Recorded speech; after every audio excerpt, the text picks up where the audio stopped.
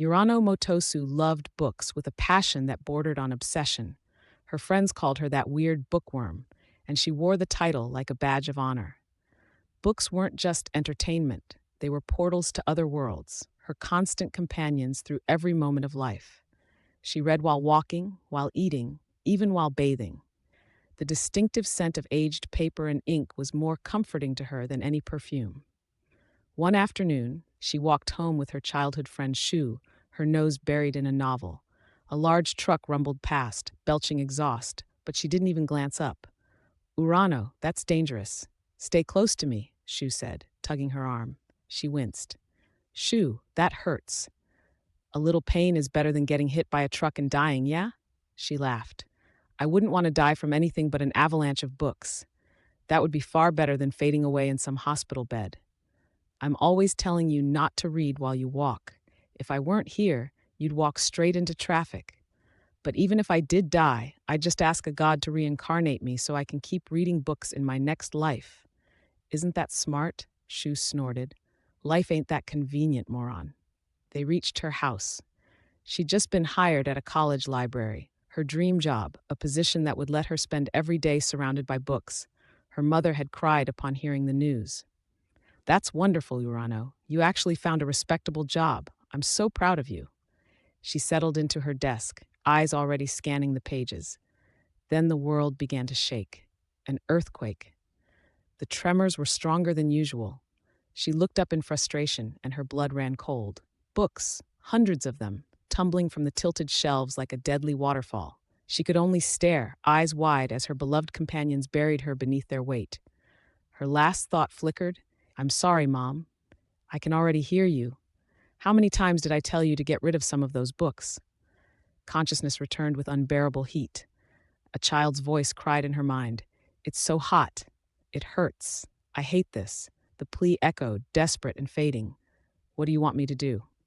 Gradually, the voice disappeared. The moment that presence vanished, something shifted. She felt her consciousness rising toward the surface.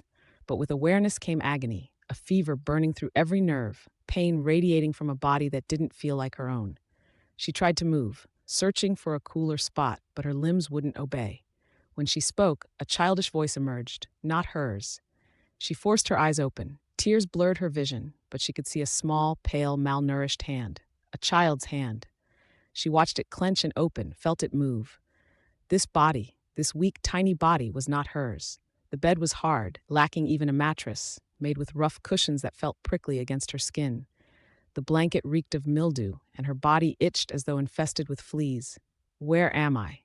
Her last memory was being crushed by books. This wasn't a hospital. No hospital in Japan would keep patients like this, which meant I definitely died. An earthquake, and she'd managed to die anyway, crushed by her own collection. The news would have been humiliating. She'd just gotten that job offer. Her dream position. This is awful.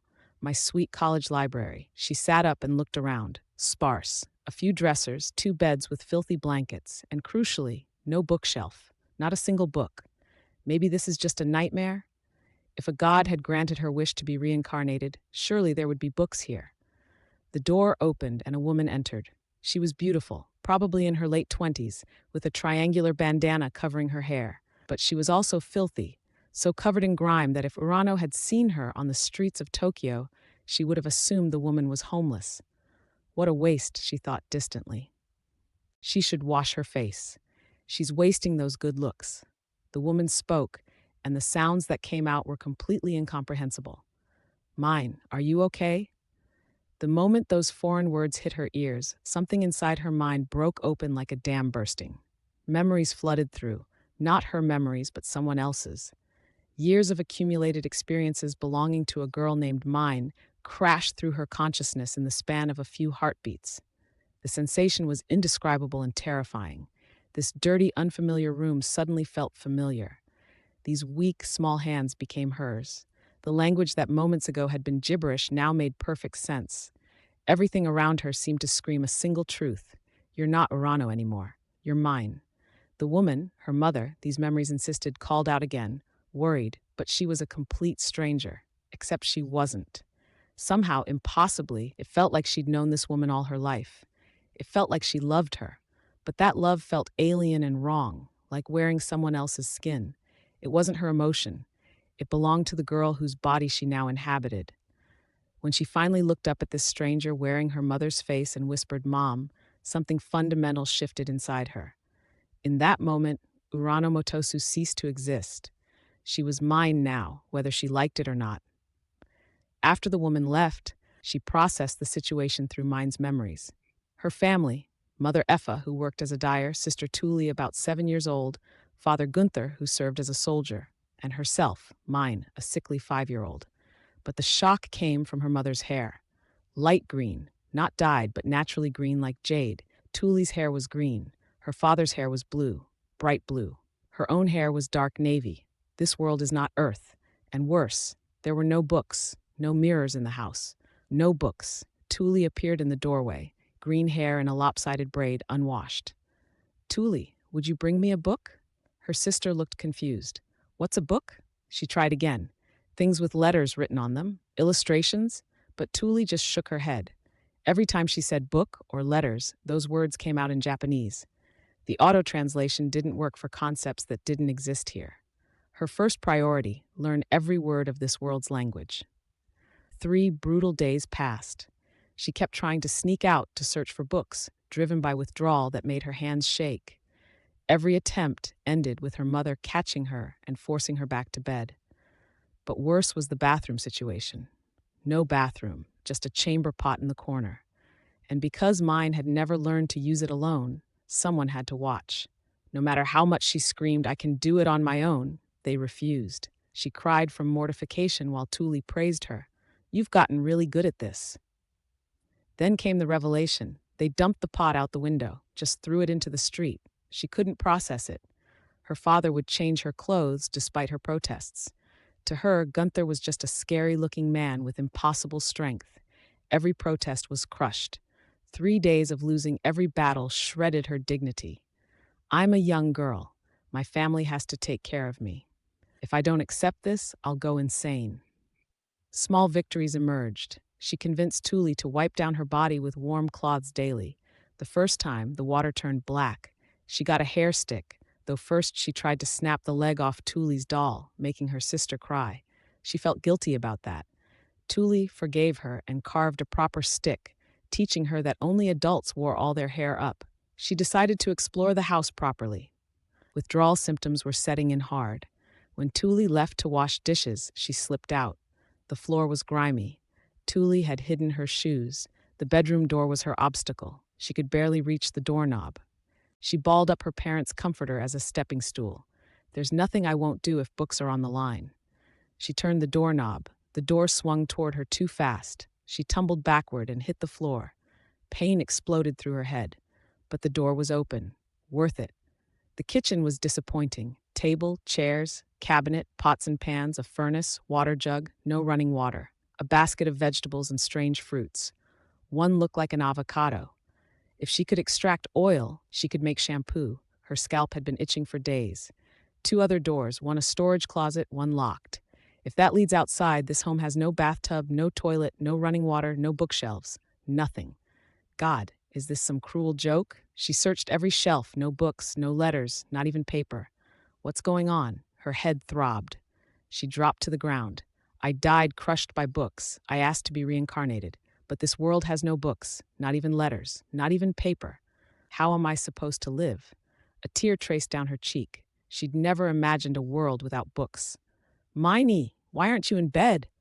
Tuli had returned, eyes wide with anger. "Tuli, there aren't any books? What's wrong? I want books. I want to read them so badly, but there aren't any." Tears streamed down, but Tuli lived in a world without books. She'd never understand. "Is there anyone who can understand me?" She cried for the rest of the day. By morning, her eyes were swollen, but the fever had broken. Her mother pressed a cool hand against her forehead. "Your fever's gone. Would you like to go to the market with me?" The market. Outside, where there might be books. Tuli left first, heading to the forest with a basket for firewood, mushrooms, and herbs. Meanwhile, Myne bundled up in worn hand-me-downs. The moment she stepped outside, cold. They lived on the 5th floor out of 7. By the time they reached the bottom, she was gasping. Her mother hoisted her onto her back in a baby carrier. They emerged onto a wide cobblestone street. This looks like medieval European cities. Horse-drawn carts rattled past. She searched desperately for a bookstore. They reached the market. Chaotic explosions of sound and color. Then she saw it, a board with symbols written on it. This world has letters. Mom, what's that board say? That's the price. Her mother read off numbers, and she drank in every syllable. After hearing examples, she tested herself. This says 30 lions? Her mother turned, eyes wide. I'm surprised you learned them that fast, Myne. 10 basic numerical symbols, a base 10 system. Her mother headed to the meat section. The smell hit first, thick, rancid blood and awful. They entered the vendor's area. Strips of bacon and ham hung overhead. Underneath, whole animal carcasses, skin peeled, muscle exposed. Butchers worked with cleavers. Blood pooled. Live animals waited. Rabbits, chickens, a pig that locked eyes with her. Higya! She'd only seen pre-cut plastic-wrapped meat. The pig squealed. The butcher raised his cleaver. She couldn't watch. Her vision went dark. She woke to alcohol burning down her throat. She choked and sputtered, coughing violently. What? Who gives a child straight alcohol? Oh, good. You're awake. The stimulant worked. Her mother held what was clearly a wine bottle. Stimulant. They used alcohol as smelling salts in this world. Unbelievable. Now that you're up, let's go buy that meat. No. I still feel sick. Can I please wait here? She practically begged the woman running the alcohol stall to let her stay, and the merchant took pity on her. The owner of the neighboring pawn shop gestured her over. You can sit behind my stand, little one. Nobody will bother you back here. She settled onto the ground gratefully, watching the sparse traffic at the pawn shop. The vendor seemed bored, so when she pointed at his wares and asked what they were, he launched into detailed explanations. Weaving tools, hunting traps, kitchen implements. Everything was foreign to her, fascinating in its strangeness. And then in the far corner of his display, she saw it. A book. An actual book. It was enormous, maybe 40 centimeters tall, bound in leather with gold leaf pressed into the corners in intricate patterns. The kind of book that would be kept in a museum display case back in Japan. The kind of book worth a fortune. But it was a book, a real physical book. The moment she recognized it, the world seemed to shift. Color flooded back into everything. The oppressive weight that had been crushing her chest for days suddenly lifted.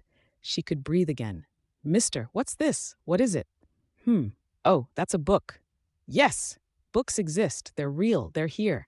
If books existed in this world, even rare, expensive ones, that meant there had to be cheaper versions. Smaller books. Books she could actually obtain. Mister, where do they sell books? The man looked puzzled. A store for books? Nothing like that exists. Her hope crashed. Why? Every book is copied by hand. Incredibly expensive. That book, some noble pawned it. Only they can afford such things. Nobles, of course. God, if you were going to reincarnate me, couldn't you have made me a noble? Is this your first time seeing a book? She nodded frantically. This might be her last chance. Mister, I have a request. She dropped to her knees, pressing her forehead to the ground. I know I can't afford it, but please, let me touch it. Let me hold it. Let me smell the ink and paper. Just once. Silence. Long, painful silence. I don't think I should let you touch that book. He stared at her with shock and disgust, as if she'd said something perverted. She'd only succeeded in creeping him out. Myne, I'm back. Let's go. Her mother's voice. She looked back at the book one last time, memorizing every detail. On the way home, she searched for bookstores. Nothing. Books are hand-copied. Only nobles can afford them. The unfairness burned, then determination replaced despair. If I can't buy books, I'll just make them myself. I'll get books no matter what. I won't let this world beat me. When they got home, Thule had returned with her basket full. Myne spotted the avocado-like fruits. Merrill's. Thule, can I have two? Okay, thank you. She grabbed a hammer. Wham! The fruit exploded, spraying juice everywhere. Myne, what did you do? Thule's voice was very calm, her smile very bright, her eyes very cold. That's not how you extract oil. Thule taught her proper technique, metal stand, cloth wrapping, controlled strikes. Oil dripped steadily. You're amazing, Thule, she added crushed herbs and salt. Crude shampoo complete. That evening, she diluted the mixture in a bucket and scrubbed her hair. The transformation was dramatic. Her hair had been nearly black with dirt. Now it shone dark blue. The jasmine scent made her want to cry with relief. Myne, your hair is so pretty. Tuli tried it. Then their mother. By evening's end, all three had washed their hair. My new goal, keep this family clean. The next morning, she woke to the spider web over her bed. Time to clean her surroundings. When her father had a day off, she approached him. Dad, could you clean that spider web? He looked baffled. What's wrong with it? She grabbed his pant leg. It's scary. What if it falls on my face? Her father softened. You're afraid of spiders? Daddy will take care of it. He swept down the ceiling. Small victory. But every small victory counted. Her new life was hard, uncomfortable, and lacked the one thing she loved most. But slowly, step by step, she was making it bearable. And somehow, someday, she would bring books into this world, even if she had to create them with her own hands.